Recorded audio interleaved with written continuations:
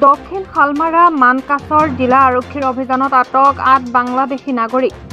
বাংলাদেশলৈ যোৱাৰ যো-জা কৰি থকাৰ মাজতে ফেকামাৰীত আটক হয় বাংলাদেশী কেইজন। দক্ষিণ শালমাৰা মানকাছৰ জিলাৰ অন্তৰ্গত ফেকামাৰীত আটক হয় ৮জনকৈ বাংলাদেশী নাগৰিক। জানিব পৰা মতে বাংলাদেশী নাগৰিক কেইজনে ভাৰতবৰ্ষৰ চেন্নাই চহৰত কাম কৰিবলৈ আহিছিল। আজি বাংলাদেশলৈ যোৱাৰ বাবে যো-জা কৰি থকাৰ খবৰ আৰক্ষীয়ে লাভ কৰিছিল। এই সন্দৰ্ভত আৰক্ষীয়ে ব্যাপক অভিযান চলায় আৰু ফেকামাৰীৰ পৰা বাংলাদেশী কেইজনক আটক কৰিবলৈ সক্ষম হয়। ইয়াৰ পিছত আৰক্ষীয়ে দক্ষিণ শালমৰা মানকাছৰ জিলা আৰক্ষী কাৰ্যালয়ত লৈ যায় আৰু সোধ-পোছ অব্যাহত ৰাখে।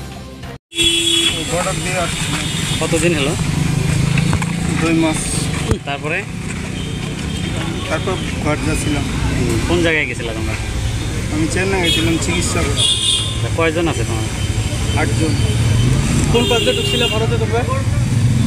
ভারতের দিকটার তো নাম নাই, কিন্তু ওদিকটার নাম জানি আমি। জামালপুর পাসপোর্ট ছিল না? বাকিগুলা কতজন আসছিল? আমি একা আসছিলাম। কতদিন থাকছো ভারতে? 2 মাস।